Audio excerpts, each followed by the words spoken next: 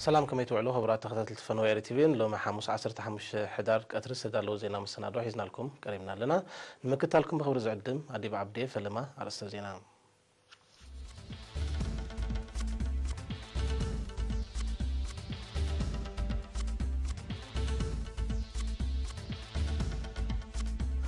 بايتوت زت حبرات هاجرات قبل الإيرترا سنة جداخل العلب ومولود متوسينهم منيسر فتحيت كلا مسارع المحيا اللي يسرح خمس اللو قليزوم أهبراوي مع التشكوريا بدرجة هاجر أبات تذكران بريزيدنت دوب أفريقيا مسرح مديا سوانة مريت مسرت هاجر واب كم زكاية قليزوم دوب كوريا مسمين كوريا بزدوا بأخبابيتات مسرقونه نحلوا معسكرات كتالي جميران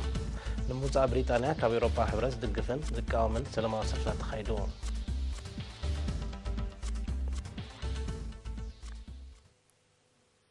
زرزر زينا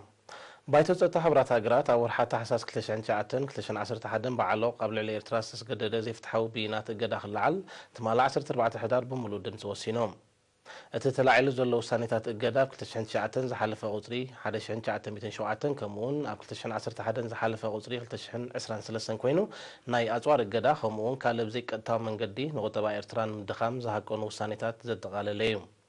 بزقاتامي منغس إيرتران ملا حزب إيرترا سلتي أب عود زبصح حيال ناي مختياتون عقلون يوهانا النابلة اتقدا نخلع على بركتون زقورو عروخ إيرترا مزقانا أغريبو منغس إيرترا بزعبازي ملع الأقدا زوجو مقلتي سيبو غربيو. The result of the voting as follows. The draft resolution received 15 votes in favor. The draft resolution has been adopted unanimously as Resolution 2444 of 2018. بايتصد تحبرات هاجرات نتي ابتحساس كل التشحن تشعتهم كمونا ابتحساس كل التشحن 11 ابلعلي إيرترازس قددو زي فتحوا السنة تتأقدا العلو والله من دس إيرترا نزينا أستات 10 عمت أبلعلي حزب إيرترا زي مخني قدآت زورده إفتحوي والسنة نمئرا مستوزد سبومتي دونجي ونمتمسه بحاقوس يقبلو بزا قطامزي من قس إيرترا أبوش تهاجرن وصان زركب ملا حزب إيرترا بتي مسكور ناي مختياتون عقلن نزصون كروان بصنعات بديهو بعوت ممسو لعل كبري يهبام كمون نقولهم بمورالين استفلالي من قدتاتن إذا زحفروا سنة القداخل العل أبركتو زقبرو أعرخ إيرترا مسقانو يقلس يوهانا نقولهم نزص اللي معرف زي بمعصاو نام مساي ابن تمتل زلنا اقاطام غنا كابزه تمكروزي استغهد حقتات كنستنتنا غوبيو إيرترا سلمنتا يقداي كوينا نتي ابلعلي احقراوي حدث تفصمه لاقصي زدغفه كونتاتك انتايو اتحقي صري كما ينغويو تهاتلت من محضرات واشنطن كلينتون بوش أوباما بزهندسوه زنبوع ناي عبللا انكو قصراو استراتيجين ناي ملحقات ميلان أبي تبيان الزنبرة سرعات وياني حدا كاب ملحقاتو ما بكرنا أفريقيا غيران بمغصار مالت بمعصاب كاب استقتلوا مناتات دوباو كيشتات مسوارن كوينات مولعن حلال إخكام محضارن إثنيكاوي فنغاوي مالت فاكشنال مجمع منقاسن تقواماوي مقبارن زباو تمرتن متحقازن النشرحكا نمتلتاوات بايتا موداد كم كندي كتقاسي خولو روحو كيكدنا اب إثيوبيا كم صعبين يتحدقي بچا كبل نعزب زلنا إثنيكاو رسمن من زبالاتن أب سوماليان دوب سودانن نجس زلم مجمع عن حلالهاتون قداماو متلتاواتن كموتسيتو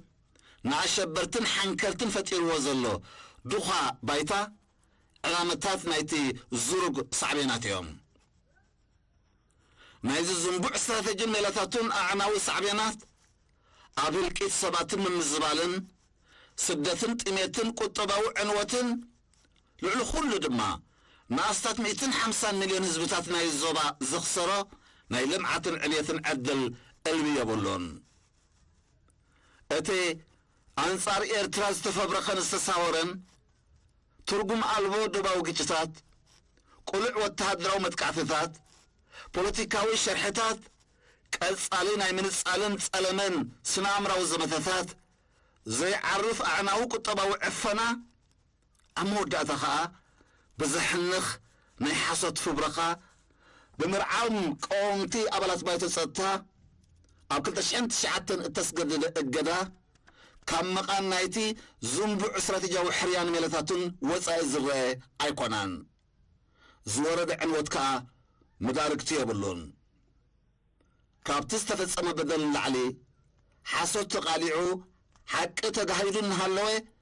عمر القدان ممطاط كقرب صنحي مسمسات ززايا بدلون قليل أي نبران بايت السطان بار كنو القدام العال ناي زوردو بدل كحساون تحتاتيو من قصن حزب إيرترا خا مفتقهم حق فتحن بملعال اقدا تراي ايكو قارصون يوم منستر زينا اسمرا 17 حدار كلتشحن 10 شمونتان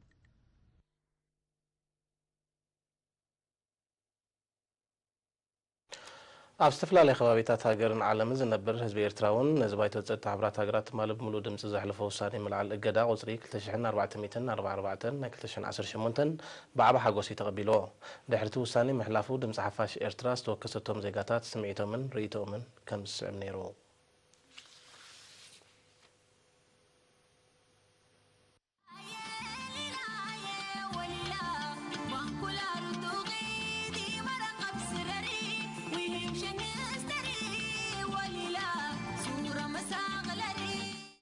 يتيم قورا ورا كواسط بتعمل طبق يوهانا نسبي إرترا يوهانا من إرترا يوهانا نحيشات كلام إرترا نكو عبوسنا اسك انتي ملأخت اللو تبل مستزا حالف 10 عامتات قبل علي إرترا تسجددوا مصرحهم إذا ما عب ملأخت اللو مبر مجمر دا ملو كم تجالس ملو رئيسة أمان الذين نسبي إرترا قلنا من إرترا بحافة شاوها تفتنا غنورتي دوات أنا لي مالت كل جزء مختن قبل معتن أب كتير صراحة كتير ساقي ناي مغسل سلسلة هذه خبير حنا في الناس مبرشة كمان زيادة مثل ما الفترة النازلة سلازم بحافة الشيء حزب انتاي كجبر له كونا وقات من سي عتفت عمل مع مثل ما كان في جنك بدرتي إذا ما يترنا مري تسجينا عقد ولدو ذا واحدة. إجري راي مسلمان متعلاي مكبر لغانا ذكر كذي نقرأ من يقول عبيد يقول أتحكي كامرة ده.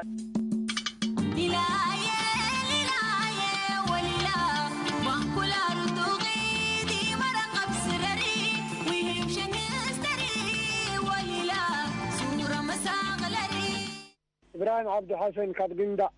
إبراهيم عبد حسن كاب جندع كما يوعلك صبو عنا نقع زي عبقعنا نقع عبقعنا كما يرغب كايو صبو بتاعني صبو أتي صنو مرحنتين أتي السمر حزبي إرترا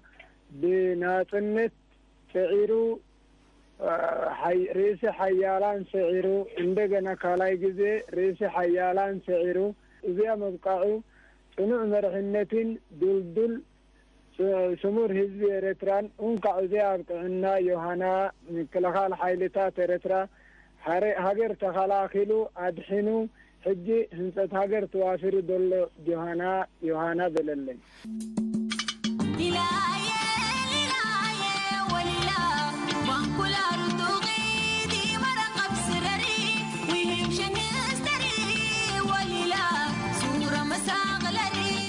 عبد عمر محمد آدم كابي تدول تقول عبدو كاف شعب دولة الله كاب شعب تدول الله مرحبا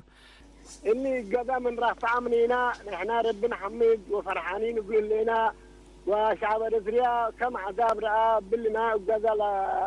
ودودينا وأزيد بالله درجة الله اللي من راح تعمينا نحن الحمد لله نبل وإن شاء الله يعني شعب إريتريا كله يعني فرحته يعني وكل فرحتنا كل شعب إريتريا نفرح بالله.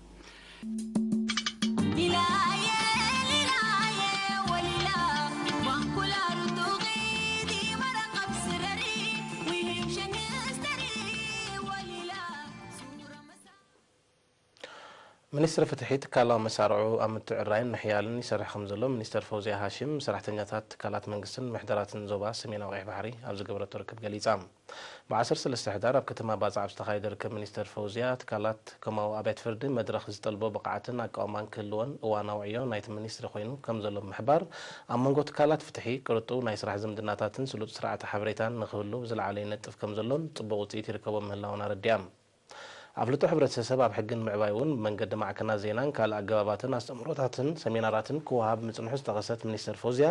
መሰረት ኣዋጅ ቁጽሪ 167 ዝባር 2012 ኣብ ክልል ስልጣን ኣብያተ ፍርዲ ምትዕራይ ተገይሩ ከም ዘሎ ብምብራህ በዚ መሰረት ክርክር ኣብ ሓዳር ምርጋጽ ውርሲ ጉዳይ ኣካራይን ተኻራይን ከምኡውን ቀለልቲ ገበናት ኣብ ክልል ስልጣን ከምኡ ኣብያተ ፍርዲ ኮይኑ ከም ዘሎ ብሪሃ أما حدار زوبا سمين أو قيح بحري برغادير جنرال تخلل بسو بقدو كوماو أبيت فردي حزب قداياتو بغربان خفتح عبي أبركتو خقبرا مصنحان تغيسو حزب بغنعنا زقلقلو آليليو خمرز كومون زمنات زنوابرنا هبتان بالن سنمقبارن كعقبن دقو كورسن أتحساسيبو تساتفتو بوغنوم نتراكم أبيت فردي أم مفتاح قدايات دحرم مسكان من يسرف تحزة تاتاتو زلو معبالي وانوست الباب مخانو بعتوب كدفالو تلابيوم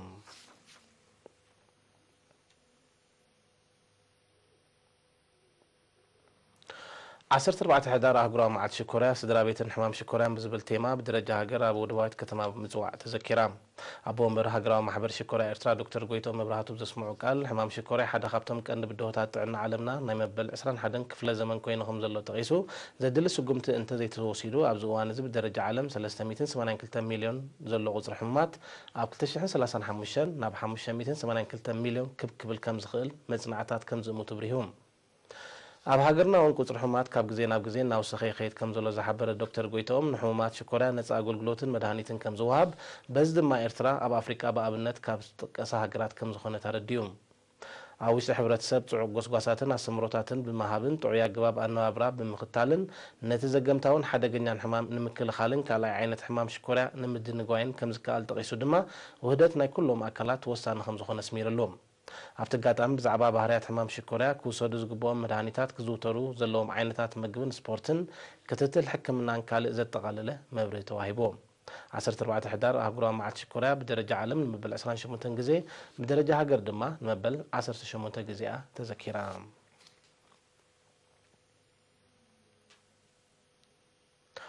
ሽማግለ ዕሩኽ መንእሰያት ንውዘባ ድባርዋ ምትሕባር ምምሕዳርቲ ንውዘባን ነበርቲ ከተማን ኣብ ምምዕባል ስነ ጥበባዊ ስራሓት ዝውዕል 200,000 ናቕፋ ወፃኢ ዝተገብረሉ ሙሉእ መሳርሒ ሙዚቃ ብ13 ሕዳር ንጨንፈር ሃማማት ኣረኪቦም ኣብቲ ስነ ስርዓት ኣመሓዳሪ ንውዘባ ድባርዋ ኣቶ ፍረ ወንጌል ተክለ ሃይማኖት ኣብ ዘስምዑ ቃል ሽማግለ ዕሩኽ መንእሰያት ብሓድሽ ኣወዳድባ ክሰርሕ ምጅማሩ ኣብ ኣድማዕነት ዘሰላሰሉ መደባት ዓብ ኣስተዋፅኦ ከም ዘለዎ ብምሕባር እዚ ካብ ዝተፈላለዩ ኣካላት መንግስቲ ከምኡውን መነንቲ ትካላትን ጀራዲንን ብዝኣከቦ ገንዘብ ዝተዓደገ መሳርሒ ሙዚቃ ናቱ መርኣያ ከም ዝኾነ ብርሂ እዚ ከምዚ ኢሉ እንከሎ ጨንፈር ሃማማት እየም ንውዘባ ድባርዋ ብሞያ ስነ ጽባቐ ፀጉሪ ርእሲ ዘሰልጥነን 4 ኣለይቲ ስድራ ደቂ ኣንስትዮ ኣብቲ ጋጣሚ ኣመሪቑ እተን ደቂ ኣንስትዮ ብተወሳኺ ኣብ ፈቓድ ዋኒንን ንኡስ ልቓሕን ዘተኮረ ስልጠና ከም ዝቐስማን መበገሲ ስራሕ ዝውዕል 20,000 ወለድ ዘይብሉ ከም ተፈቕደለን ድማ ተሓቢሮም ሓላፋ ሃማማት ዞባ ደቡብ መንእሰይ ግርማይ ገብሩ ብዘስምዑ ቃል መንእሰያት ተራሒሉ ዘሎ ዕድላት ትምህርትን ስልጠናን ብግቡእ ተጠቒሞም ተወዳዳሪ ፍልጠት ንምዕጣቕ ክፅዕሩ ብምዝኽኻር ሰልጠንትን ዝቐሰምዎ ሞያ ናብ ተጨባጣ ሓይሊ ብምልዋጥ ሂወተን ክልውጣ ፀዊዑ ሓላፍ ማእከላይ ቤት ጽሕፈት ሃማማት ኣቶ ዑባይ በርህ ድማ ሓያል ሕብረተሰብ ሓያል መንእሰይ ከም ዝፈጥር ብምጥቃስ ህዝቢ ንውዘባ ድባርዋን ዝወሰዶ ተበግሶ ብምምጓስ ምእታው ኣገልግሎት ኢንተርነትን ዲጂታላዊ ኣብያተ ንባብን ከም ዕዮ ገዛ ክስርሓሉ ምዃኑ ገሊጹ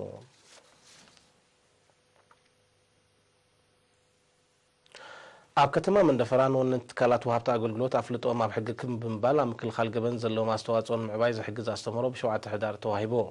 ሓላፊ መደበር ፖሊስ ንኡስ ዞባ መንደፈራ ተለንተ መሐመድ ሳልሕ እስማኤል ኣብ ዝሃቦ መግለጺ ትካላት ወሃብቲ ኣገልግሎት ምክልኻልን ምግታእን ገበናትን ዜግነታዊ ሓላፍነቶም ምዃኑ ተገንዚቦም ብዝተዋሃቦም ሕጋጋት ተመሪሖም ንህዝቢ ግቡእ ኣገልግሎት ክህቡ ኣተሓሳሲቦ ሓላፊ ምርመራ ገበን ምክትል ተለንተ ገብረትንሳኤ ብርሃነ ብወገኑ ብዛዕባ ተርእዮታት ገበንን ምክልኻሎምን ሰፊሕ መብርሂ ድሕሪ ምሃብ ኣልኮላዊ መስተን ትሕቲ ዕድመ ምሻጥን ኣብ ሆቴላት ንተገልገልቲ ብዘይሕጋዊ ሰነድ ምእንጋድን ካብቶም ቀንዲ ንገበናትን በደላትን ዘቃልዑ ምዃኖም ጠቒሱ እዞም ተግባራት ዕቱብ ምክታል ክግበረሎም ኣዘኻኺሮም ተሳተፍቲ ናይቲ ኣስተምህሮ ድማ ሕጋዊ ኣካይዳ ተኸቲሎም ክሰርሑን ምትሕባሮም ምስ ፖሊስ ክዕዝዙን ዘለዎም ድልውነት ድሕሪ ምርጋጽ ፖሊስ ምክትታሉ ከዛይድን ቅልጡፍ ስጉምታት ክወስድን ፀዊዖም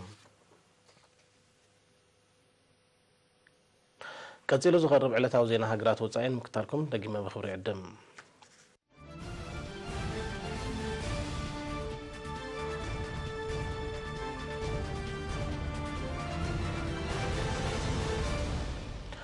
ዜና ወፃኢ ፕሬዝደንት ደቡብ አፍሪካ ሰሪል ራማፎዛ ሃገሩ ክተኣታትዎ ወጢና ዘላ ዳግም ምድያስ ዋንነት መሬት ምስ ሃገራዊ እዋን ብዝሳነን ሰብኣዊ መሰላት ብዘኽብርን መዳይ ከም ዝካየድ ገሊፆም ፕሬዝደንት ራማፎዛ ነዚ ገለጸ ብ14 ሕዳር ንባይቶ ኣውሮፓዊ ሕብረት ኣብ ዘስምዖ መደረ እዩ ብፕሬዝደንት ራማፎዛ ዝምራሕ መንግስቲ ደቡብ አፍሪካ ዓሌታዊ ዘይምዕሩይነት ከም ዘለዎ ንዝገልጽ ዋንነት መሬት ሃገር ዳግም ምትዕራይ ንክግበረሉ ኣብ ቅዋምቲ ሃገር ኣድላይ ለውጢ ንምክያድ ዓሊሙ ይሰርሕ ከም ዘሎ እዩ ዝሕበር እዚ ድማ ኣብ ዝሓለፈ እዋን ኣባል ሃገራት ኤውሮጳ ሕብረት ከቢድ ቁጥዕ ላዓዒሉ ምጽንሑ ይሕበር ሓድግታት መግዛእቲ ብዝጠንቂ ዋንነት መሬት ደቡብ አፍሪካ ጸዓዱ ዜጋታት ንሕርሻን መጋሃጫን ዘገልግል ሰፊሕ ልሙዕ መሬት ከም ዝውንኑ ጸብጻባት ይጠቕሱ ኣብዚ እዋን እዚ ድማ ሓያሎ ጸለምቲ ደቀባት ኣብቲ ብጸዓዱ ዜጋታት ዝውነን መሬት ኣባይቲ ክድኩኑ ብምጅማሮም ከቢድ ዓሌታዊ ፍልይ ዝጠንቁ ግጭት ኣላዓዒሉ ከም ዘሎ ጸብጻባት ይገልጹ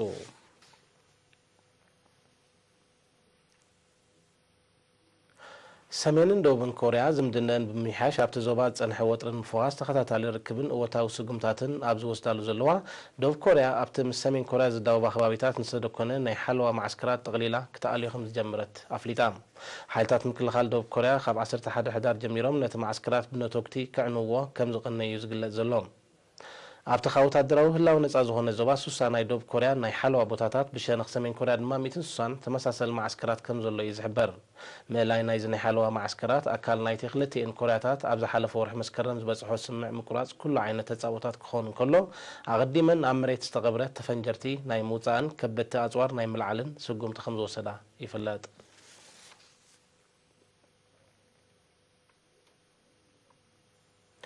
بريطانيا يوروبا حبرتن دحر موصا بريطانيا خابت حبرت نزهلو زمدناتات ኣብ ዘነጽር ንድፊ ከም ተሰማምዓ ዝግለጸሉ ዘሎ ብ14 ሕዳር ኣብ ከተማ ለንደን ነቲ ዝተበጽሐ ስምዕ ናይ ዝድግፉን ዝቃወሙን ወገናት ሰላማዊ ሰልፍታት ተኻይዱ ደገፍቲ ሙጻ ብሪጣንያ ካብ ኤውሮፓ ሕብረት ዝኾኑ ሰልፈኛታት ሙጻ ማለት ምፍልላይ ኣብ ትሕቲ ዝኾነ ህሞት ማለት ምዃኑ ብምግላጽ መንግስቲ ብሪጣንያ ተሪርን ዘይወላውልን ስጉምቲ ክወስድ ጸዊዖም ነቲ ስጉምቲ ዝጻረሩ ሰልፈኛታት በኣንጻሩ እቲ ዝተበጽሐ ንድፊ ስምዕ ንብሪጣንያ ኣብ ቁጠባዊ ዲፕሎማስያውን ጸጥታውን ሓደጋ ዘእቱ ምዃኑ ብምጥቃስ መንግስቲ ብሪጣንያ ከቋርጹ እዮም ጻውዒት ኣቕሪቦም ሓያሎ ካብ ኣባላት ልፍንታዊ መንግስቲ ቀዳማይቲ ሚኒስተር ተሬዛ ሜይ ነቲ ብ14 ሕዳር ዝተበጽሐ ስምዕ ዘለዎም ተቃውሞ ይገልጹ ምህላዎም ድማ እታ ቀዳማይቲ ሚኒስተር ተግባራውነቱ ከተረጋግጽ ገና ነዊሕ ጉዕዞ ይጽበያ ከም ዘሎ ምስቲ ሃገር ቅርበት ዘለዎም ተንተንቲ ይእምቱ ተቃዋምቲ ሰልፍታት ብሪጣንያ እውን ነቲ ተበጽሒ ዘሎ ስምዕ ኣብ ባይቶ ክቃወሞ ምዃኖም ይገልጹ እዮም ዘለዉ ብሪጣንያ ወርሒ መጋቢት 2019 ካብ ኤውሮፓ ሕብረት ክትወፅእ ወጢና ከም ዘላ ይፍለጥ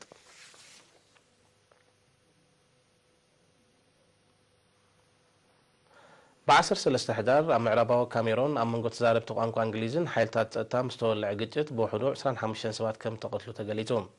በቲ ግጭት ሓያሎ ከም ዝቆሰሉ ዝሓበሩ ናይ ቀረባ ተዓዘብቲ ጸጥታው ዘይምርጋእ እቲ ከባቢ መሊሱ ከም ዝገደደ ኣረድዮም እቲ ግጭት መቐጸልታ ናይቲ ኣብ መንጎ ተዛረብቲ ቋንቋታት እንግሊዝን ፈረንሳን ዝኾኑ ዜጋታት ሃገር ከጋጥም ጸንሐ ተደጋጋሚ ተርእዮታት ምዃኑ እዩ ዝግለጽ ዘሎ ዝሓለፈ ሰሙን ምስቲ ጉዳይ ብዝተሓዝ ልዕሊ 80 ተማሃሮ ብዕጡቓት ከም ተጨወ ይዝከር ድሕሪ ምዛም ቀዳማይ ውግዕ ዓለም 80 ሚታዊት ካብ መሬት ካሜሮን ኣብ ትሕቲ ግዛኣት ፈረንሳ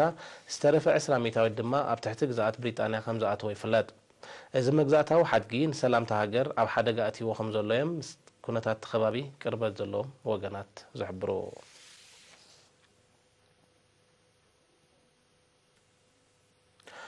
መራሒት መንግስቲ ጀርመን አንግላ መርከል የአውሮፓ ሕብረት ወታደራዊ ዓቅሙ ከደልድል ፀዊዓ አንግላ መርከል ብ13 ህዳር ኣብ ፈረንሳ ንሰመዝ ናይቲ ሕብረት ኣብ ዝሃበቶ መግለጺ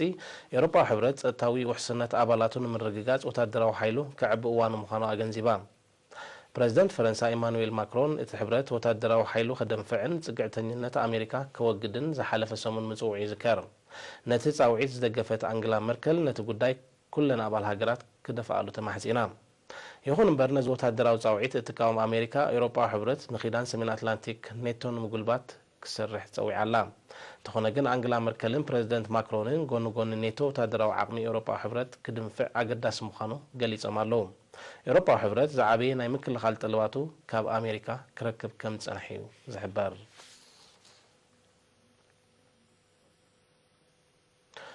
ሚኒስተር ምክልኻል እስራኤል አቪግዶር ሊበርማል ካብ ምዝነቱ ክወርድ ብ14 ሕዳር በወግዒ ከም ዝሓተተ ማዕከናት ዜና ቃልሕን ሚኒስተር ሊበርማን ኣብ ልዕሊ ምንቅስቓስ ሓማስ ውግእ ክኽፈት ዘቕረቡ ኣማሜ ተቐባልነት ድሕሪ ምሳኣኑ ነቲ ሕቶ ከም ዘቕረበ እዩ ዝግለጽ ዘሎ ይኹን እምበር ቀዳማይ ሚኒስተር ቤንያሚን ኔታንያሁ ንሕቶ ምግዳፍ መዝነት ሊበርማል ነጺግዎ ኣሎ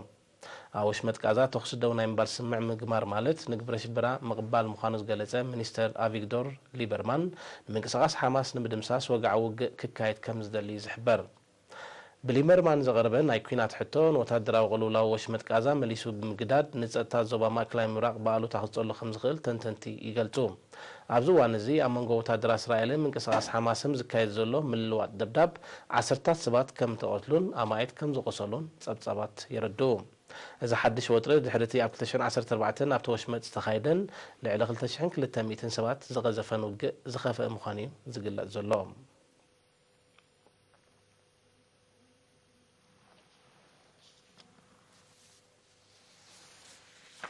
ባርከ ዝኸልኩም ተኸታተልቲ ነሳዓ ስዳለው ዜና መሰናዶ ኣብ ተዛዚምሎ ስለምክታልኩም ንመስገን ብሩኽ መዓልቲ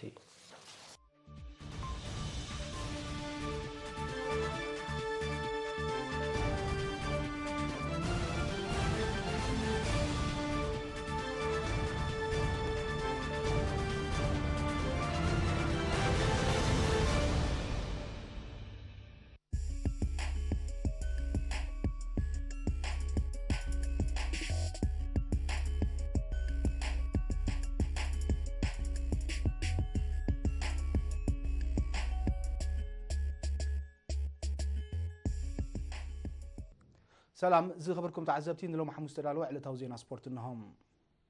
كلب قردم بشكلتا ايريتال اب تشاينا بزكايد زلو بيو سي اي ناي كلتنت بحاله معقن درجه استوهبو زور فازو تساتف علام تمالي اب استخايده ناي قداماي مدرخ ودر ايريتال بغانتا مريحነት ክትሕዝን ከላም ሃኒባል ተስፋይ ድማ ሳልሳይ ደረጃ ተሰሪዖም ኣብዚ ውድድር እዚ 6 ተቀዳደምቲ ዝለኣኸት ኤሪተል ትማሊ 107.4 ኪሎ ሜትር ያሸፊና ኣብዚ ኣብ ጫፍ ዓቀበት ዝተዛዘመ ውድድር ድማ ቻይናዊ ሊዩ ዚያንግ ተዓዋቲ ካውን እንከሎም ንዕኡ ተኸቲሉ ካዛክስታናዊ ኤልያ ዳቪዴንኮ ካልኣይ ተርታ ሒዞም ንዛ መራሒት ጉጅላ ፍጻመ ዝበፅሐን ዝኾነ ግዜ ዘይከሰረን ሃኒባል ድማ ብሉፅ ብቕዓት ብምንፅብራቕ ኣብ ሳልሳይ ተርታ ተሰሪዖም ኣብዛ መድረኽ እዚኣ 27 ካልእ ዝለሓረ ያዕቆብ ደበሳይ ሓምሻይ 33 ካልእ ዝለሓረ ናትናኤል መብራህቶም ድማ ሻልሻይ ተርታ ብምሓዞም እዞም ክልተ ተቀዳደምቲ ምስ ቀዳሞት 10 ተሰሪዖም ሓደ ደቂቕን 17 ካልኢትን ዝደሓረ ናትናኤል ተስፋጽዮን መበል 18 ሓደ ደቂቕን 21 ካልኢትን ዝደሓረ ኣሌክሳንደር ሚካኤል ድማ ኣብ መበል 21 ተርታ ተሰሪዖም ኣብዚ መድረኽ ብዘመዝገበዎ ነጥቢ ሃኒባል ተስፋይ ናይ ዓቐበት ጎብለል ብምዃን ክመርሕ እንከሎም ንሰለስተ ካብቲ ጸወታ ምስ ቀዳሞት 10 ሓደ ዘእተወት ኤሪተል ድማ ናይ ሓደ ደቂቕን 31 ካልኢትን መሪሕነት አንጺፋ ኣብ ቀዳማይ ተርታ ብደረጃ ጋንታ ትርከብ ሓሙሽተ መድረኻት ዝሓቆፈ ዙር ፉዞም ሎሚ 115 ኪሎ ሜትር ክሽፍን እዩ ሃገራዊ ኮሚቴ ኦሎምፒክ ኤርትራ ንኣባላት ናይታ ኣብ ሳልሳይ ዓለማዊ ውድድር ኦሎምፒክ መንእስያት 2018 ተሳቲፋ ኣተባባዒ ውፅኢት ዘመዝገበት ሃገራዊት ጋንታ ኦሎምፒክ ኤርትራ መተባብዒ ሽልማት ሂቦም ኣብቲ ሓለፍቲ ኮሚቴ ኦሎምፒክ ኤርትራ ወክልቲ ሃገራዊ ፌደሬሽናት ኣትሌቲክስን ቅድድም ብሽክለታን ከምኡውን ኣትሌታትን ኣሰልጠንትን ዝተረኽብሉ ስነ ስርዓት ምክትል ፕሬዝደንት ሃገራዊ ኮሚቴ ኦሎምፒክ ኤርትራ ኣቶ መሓር መብራህቱ ኣብ ዘስምዖ ቃል ኣብቲ ውድድር ዝተሳተፉ ስፖርታውያንን ኣለይቶምን ዘርኣይዎ ብዲሲፕሊን ዝተሰነየ ተወዳዳርነት ልዑል ምንባሩ ገሊፆም ኮሚሽነር ባህልን ስፖርትን ኤርትራ ኣምባሳደር ዘመደ ተኽለ ንኣባላት ናይታ ጋንታ ዝተዳለወ ገንዘባዊ ሽልማት ድሕሪ ምዕዳሉ ኣብ ዘስምዖ ሓፂር ቃል ኣብቲ ዓለማዊ ውድድር ዝተሳተፉ ተቀዳደምትን ኣትሌታትን ዘርኣይዎ ተወዳዳርነት ዘመዝገበ ውፅኢትን ንመጻኢ በቲ ዓውዲ ናብ ዝለዓለ ደረጃ ደረጃ ክበጽሑ ብቑዓት ተካእታ ኣበይቲ ኣትሌታት ክኾኑ ዝድርኽ ምዃኑ ብምምልካት በዚ ረኺቦሞ ዘለዉ ውፅኢት ከይተዛንዩ ንዝበለፀ ውፅኢት ፃዕርታቶም ክሐይሉ ለብእዎ ኣመሓላሊፎም ጋንታ መንእስያት ኦሎምፒክ ኤርትራ ኣብቲ ካብ 6 ክሳብ 18 ጥቅምቲ 2018 ኣብ ቦነስ ኣይረስ ኣርጀንቲና ዝተኻየደ ሳልሳይ ውድድር ኦሎምፒክ መንእስያት ብዓውድታት ኣትሌቲክስን ቅድድም ብሽክለታን ምስታፋ ዝፍለጥ ኮይኑ ኣብ ውድድር ኣትሌቲክስ 2000 ሜትሮ መሰናኽል ብኣትሌት ኣቤል የማነ نحس مدالية معترة يذكرم كوميتي دانت هاغراوي فدريشن كوعسو اغري ኤርትራም ካብ 5 ክሳብ 10 1 ሕዳር 2018 ን10 ክልተ ደቂ ኣንስትዮ ዝርከቦም 34 መንእስያት ስልጠና ዳንነት ኩዕሶ እግሪ ሂቦም እቲ ዝተዋህበ ስልጠና ሕጊ ኩዕሶ እግሪ ኣካላዊ ብቕዓትን ምስኡ ተታሒዙ ዝኸይድ ልምድ ኣካላዊ ብቕዓት ዘጠቓለለ ኮይኑ ብናይ ቪድዮ ምርኢታት ዝተሰነየ ክልሲ ሓሳባውን ግብራውን ነይሮም ዕላማ ስልጠና ኣብ ዕቤት ኩዕሶ እግሪ ኤርትራ ወሳኒ ተራ ዝፃወቱ ብሉፃት ተካእቲ መንእስያት ንምልማል ኮይኑ ነዚ ግብራውን ምግባሩ ድማ ዕድሚኦም ታሕቲ 25 ዓመት ዝኾኑ ደረጃ ትምህርቶም ከዓ 12 ወይ ልዕሊኡ ዝኾኑ ተዋሂቦም ሰልጠንቲ ኣብ ዝቐዳማይ ገጽ ናይ ስልጠናዎም ንተዳለወሎም ግብራውን ክልሲ ሓሳባውን መርመራ ብብቕዓት ክሰግርዎ ከም ዝኽኣሉ ተፈሊጦም ፕሮጀክት ስልጠና ተካእቲ ድያኑ ነዞም ኣብ ፈላም መደብ ዝተሳተፉ መንእስያት ዓቕሞምን ብቕዓቶምን ንምብራኽ ኣብ ዝለዓለ ደረጃ ንምብፅሖምን ንተኸታተልቲ 4 ዓመታት በብእዋኑ ቀጻሊ መደብ ስልጠና እናተዋህበ ክቕፅል ተመዲቡሎም ፕሮጀክት ምፍራይ መንእስያት ተካእቲ ድያኑ ን6 ዞባታት ሃገርና ነፍሲ ወከፈን 6 ሰልጠንቲ ከቕርባ ዕድል ዝሃበ ኮይኑ 5 ዞባታት እተዋህበን ኮታ ብዝግባእ ክትቀማሉ ከለዋ ዞባ ዓንሰባ ግን 4 ሰልጠንቲ ጥራይ ከተቕርብ ክኢላ ዞባ ማእከል ካብ ዘሳተፈቶም 6 ሰልጠንቲ ተን 5 ደቂ ኣንስትዮ ክኾናን ከለዎም ዞባ ደቡብ 3 ዓንሰባን ሰሜናዊ ቀይሕ ባሕር ድማ ነፍሲ ወከፈን ሓንቲ ጓል ኣንስተይቲ ያሳቲፈን ሰልጠንቲ ኣብ ዕለተ መመረቕቶም ዝተዳለወሎም ምስክር ወረቐት ካቢን ምክትል ፕሬዝደንት ሃገራዊ ፌደሬሽን ኩዕሶ እግሪ ኤርትራ ኣቶ ነጋሽ ተኽሊትን ሓላፊት ምክትታል ኮሚቴ ደቂ ኣንስትዮ ሃገራዊ ፌደሬሽን ኩዕሶ እግሪ ኤርትራ ሲስተር ኤልሳ ብርሃን ተቐቢሎም ተዓዘብቲ ዕለታዊ ዜና ስፖርት ኣብ ዝተፈጺሙሎም